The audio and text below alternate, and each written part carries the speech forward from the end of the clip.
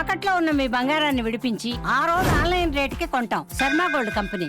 సుమను ఇవాళ మీరు జైల్లో పెడితే భయపడతాడనో, లేదా మా నాయకులు భయపడతారనో, మా చెన్నూరులో ఉండే నాయకులు భయపడతారనో, మా మంచిర్యాల జిల్లా నాయకులు భయపడతారనో, మా ఆదిలాబాద్ జిల్లా నాయకులు భయపడతారనో రేవంత్ రెడ్డి అనుకుంటుండొచ్చు. కానీ ఆయనకు నేను ఒకటే చెప్తా ఉన్నా, రేవంత్ రెడ్డికి గుర్తుపెట్టుకో, మళ్ళీ నువ్వు చిప్పగూడు తినే టైం వస్తుంది. గుర్తుపెట్టుకో, ఇట్లాంటి అరాచకాలు ప్రజాస్వామ్యంలో మంచిది కాదు.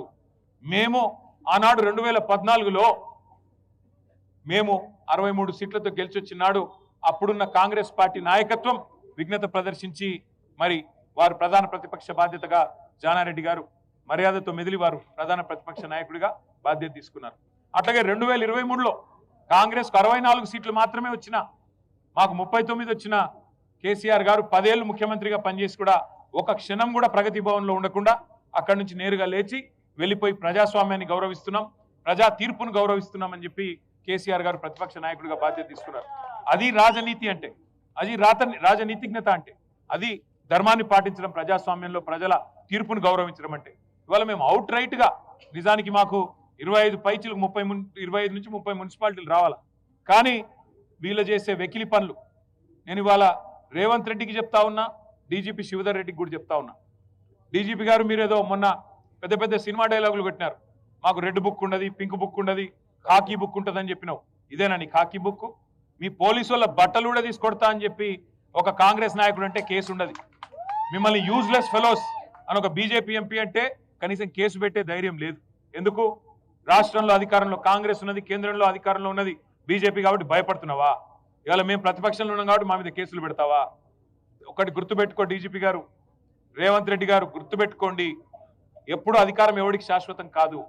టైం వస్తుంది, 2 ఏళ్లలో మళ్ళీ కేసీఆర్ గారు ముఖ్యమంత్రి అవుతారు, మళ్ళీ రాష్ట్రంలో గులాబీ జెండా ఎగురుతుంది. ఈ అరాచకాలకి ఖచ్చితంగా చరమగీతం పాడే సత్తా ఆ రోజు మాకుంటది.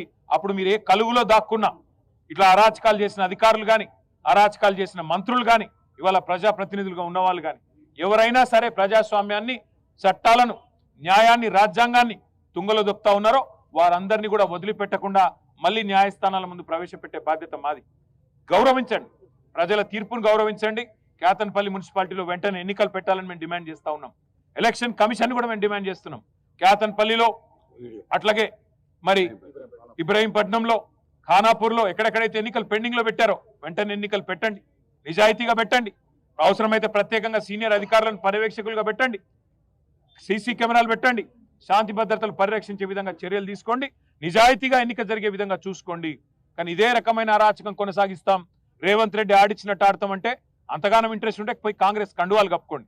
అంతేగాని అధికారుల ముసుగులో అధికార పార్టీకి వత్తాసు పలికితే ఊరుకోము, వదిలిపెట్టము. చట్టం ఎవరికైనా ఒకటే గుర్తుపేస్తూ ఎన్నికల కమిషన్ ఇంకో డిమాండ్ కూడా మేము చేస్తా ఉన్నాం. కేతన్పల్లి మున్సిపాలిటీలో మొన్న మా మహిళా కౌన్సిలర్ల మీద అసభ్యంగా ప్రవర్తించిన వెధవలు ఎవరైతే 3rd రేట్ కౌన్సిలర్లు కాంగ్రెస్ వాళ్ళు ఉన్నారో వాళ్ళ మీద చట్టపరంగా చర్య తీసుకోవాలి. ఆ కేతన్పల్లి మున్సిపాలిటీ ఎన్నిక సందర్భంగా, ప్రమాణ స్వీకారం సందర్భంగా ఏ వీడియో అయితే మీ వాళ్ళు ఎలక్షన్ కమిషన్ వాళ్ళు షూట్ చేసినారో బయట పెట్టండి. సీసీ కెమెరాల్లో మొత్తం నిక్షిప్తం అయ్యింది. ఎవరు తప్పు చేశారో వాళ్ళ మీద కేసులు పెట్టండి. తప్పు చేయని వాళ్ళ మీద కేసులు పెట్టి ఇవాళ మా కోవా లక్ష్మి గారి మీద కేసు పెట్టారు. మా ఎమ్మెల్యే గారు ఒక ఆదివాసీ బిడ్డ ఏం తప్పు చేసిందండి? పార్టీ చెప్తే నిజాయితీగా పోయి ఎన్నికల అబ్జర్వర్గా అక్కడ మాకున్న మెజారిటీని వక్ర మార్గంలో కాంగ్రెస్ తీసుకొని పోయే ప్రయత్నం చేస్తుంటే కాపాడే ప్రయత్నం చేయడం తప్ప, ఇవాళ ప్రజాస్వామ్యాన్ని గౌరవించకుండా అగౌరవపరుస్తున్నది కాంగ్రెస్. కేసులు పెట్టాల్సింది అసభ్యంగా ప్రవర్తించిన కాంగ్రెస్ కౌన్సిలర్ల మీద, బాల్క సుమన్ మీద, అదేవిధంగా మా కోవాలక్ష్మి గారి మీద కాదు. తప్పకుండా అన్ని ప్రజలు చూస్తా ఉన్నారు. వారికి తప్పకుండా ఈ అధికార పార్టీకి బుద్ధి చెప్పే రోజు వస్తుంది. ప్రజాస్వామ్యాన్ని గౌరవించని ప్రతి ఒక్కరికి బుద్ధి చెప్పే టైం వస్తుంది. మీరు మీడియాకు కూడా నా ధన్యవాదాలను తెలియజేస్తా ఉన్నా. అక్కడ జరిగిన అక్రమాలు, అక్కడ జరిగిన దుర్మార్గాలు వాటిని ఎలిగెత్తి బయటికి తీసుకొచ్చిన మీడియాకి, సోషల్ మీడియాలో కూడా మరి బలంగా మరి మా పార్టీ తరఫున పనిచేస్తున్న సోషల్ మీడియా వారియర్లకి అందరికీ కూడా ప్రత్యేకంగా ధన్యవాదాలు. ఇవాళ నిజానికి సుమన్ గారిని లక్షటిపేట సబ్ జైల్లో పెట్టొచ్చు, లేదా దగ్గరలో బెల్లంపల్లిలో మన పెద్దపల్లిలో పెట్టొచ్చు. కానీ ఇవాళ కావాలని ఆసిఫాబాద్ లో పెట్టొచ్చు, సబ్ జైలు అక్కడ కూడా ఉంది. కావాలని ఇక్కడ ఆదిలాబాద్ జైలు తీసుకొచ్చి ఇక్కడ కావాలని దోమలు ఎక్కువ ఉండే సెల్లో పెట్టి అక్కడ కనీసం ఏం అడుగుతున్నాడు ఆయన అడిగితే మేము అడిగినాం ఇవాళ జైలర్ గారిని, సూపరింటెండెంట్ గారిని, అరే గా ఉడమ సీరాదావా అంటే దానికి కూడా జైల్లో ఎట్లాగో మీకు మున్సిపాలిటీల్లో పిచికారి మందు కొట్టే తెలివి కూడా లేదు ఈ రేవంత్ రెడ్డికి. పిచికారి మందు కొట్టి ఫాగింగ్ చేస్తే దోమలు ఉన్నాయి. కానీ ఇలా రాష్ట్రం మొత్తం విష జ్వరాలు, జైల్లో ఉండే వాళ్ళకు కూడా జ్వరాలు రావాలా? గది కూడా చూసుకోలేరా కనీసం? అంటే ఇంత చెండాలపు పరిస్థితుల్లో కావాలని ఇవాళ మా నాయకులను సతాయించే ప్రయత్నం ఏదైతే ప్రభుత్వం చేస్తుందో అన్ని గుర్తుపెట్టుకుంటాం.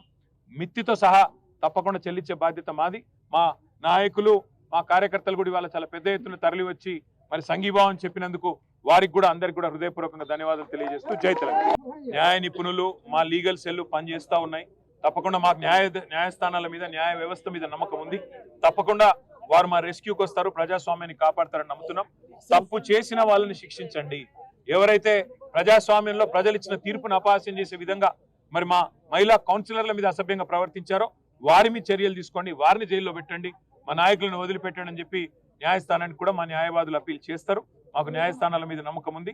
తప్పకుండా న్యాయం గెలుస్తుంది. విచిత్రం ఏమంటే ఈరోజు రాష్ట్రంలో పరిస్థితి ఏమంటే రాహుల్ గాంధీకి, గాంధీ కుటుంబానికి, ఈయనకి 1000 కోట్లు ఉన్నాయట ముఖ్యమంత్రి కాడ. దోసుకున్న పైసలు 2 ఏళ్లల్లో మరి ఢిల్లీకి చెత్తందుకే 1000 కోట్లు ఉన్నాయంటే ఈయన ఎన్ని వేల కోట్లు మింగిండో రాష్ట్ర ప్రజలు ఆలోచించాలి. వేల కోట్లు మింగడానికేమో రేవంత్ రెడ్డికి 2 ఏళ్లలో చాలా టైం దొరికింది. దోపిడీ బ్రహ్మాండంగా చేస్తా ఉన్నారు. కానీ రైతులకి డిసెంబర్లో పడేది రైతు బంధు కేసీఆర్ ఉంటే ఇవాళ మార్చి దగ్గర పడ్డది. మార్చికి కూడా ఇంతవరకు రైతు బంధు ఇచ్చే ముఖం లేదు రేవంత్ రెడ్డికి. రైతు బంధు ఇచ్చే తెలివి లేదు. అట్లాగే యూరియా బస్తా ఇచ్చే తెలివి లేదు. కనీసం సోయా కొనుగోలు చేసే తెలివి లేదు. పత్తి కొనుగోలు చేసే తెలివి లేదు. మరి ఇట్లాంటి సన్నాసిని ముఖ్యమంత్రి చేసినందుకు ఈ అవస్థలు రైతన్నలకు కూడా ఇంకో కొంతకాలం తప్పదు. కానీ ఒకటి మాత్రం పక్క, గాంధీ కుటుంబానికి ఇచ్చే 1000 కోట్లు నీ అయ్యసొమ్మ, నీ అబ్బసొమ్మ, ఏడికెళ్ళి తెచ్చినవో రేవంత్ రెడ్డి రాష్ట్ర ప్రజానికానికి సమాధానం చెప్పాలి. ఎన్ని వేల కోట్లు నువ్వు దోపిడీ చేస్తే మరి గాంధీ కుటుంబానికి 1000 కోట్లు ఇస్తానంటున్నావు? అది తెలంగాణ ప్రజల రక్తమాంసాలు కాదా? తెలంగాణ ప్రజల చెమట కాదా? ఇక్కడి ప్రజల సొత్తు నువ్వు దోపిడీ చేసి గతంలో నోటుకి దొరికిపోయిన ఓటుకి నోటు కేసులో ఇవాళ 1000 కోట్లు అని చెప్పి ఓపెన్ గా చెప్తుంటే మరి బీజేపీ ఏం చేస్తున్నది? కేంద్ర సంస్థలు ఏం చేస్తున్నాయి? ఈడీలు, సిబిఐలు, ఐటీలు ఏం పీకుతున్నాయని అడుగుతున్నా నేను. ఏం చేస్తున్నారు మీరు? ఇంత ఓపెన్ గా ముఖ్యమంత్రి బాహాటంగా గాంధీ కుటుంబానికి 1000 కోట్లైనా సరే తెలంగాణ నుంచి నేను ఇస్తా అంటుంటే బీజేపీ ఏం చేస్తున్నారు మీరు? ఓపెన్ గా చెప్తుంటే మరి బీజేపీ ఏం చేస్తున్నది? కేంద్ర సంస్థలు ఏం చేస్తున్నాయి? ఈడీలు, సిబిఐలు, ఐటీలు ఏం పీకుతున్నాయని అడుగుతున్నా నేను. ఏం చేస్తున్నారు మీరు? ఇంత ఓపెన్ గా ముఖ్యమంత్రి బాహాటంగా గాంధీ కుటుంబానికి 1000 కోట్లైనా సరే తెలంగాణ నుంచి నేను ఇస్తా అంటుంటే బీజేపీ ఏం చేస్తున్నది? మీ ప్రధానమంత్రి చెప్పిండు కదా ఆర్ఆర్ ట్యాక్స్ వసూలు చేస్తున్నాడని. ఎందుకు చర్య తీసుకుంటలేరు? ఎందుకు రేవంత్ రెడ్డిని, ఎందుకు కాంగ్రెస్ ప్రభుత్వ అవినీతిని బీజేపీ ఒక రక్షణ కవచంలాగా కాపాడుతున్నదో సమాధానం చెప్పాలని చెప్పి కూడా మేము డిమాండ్ చేస్తా ఉన్నాం.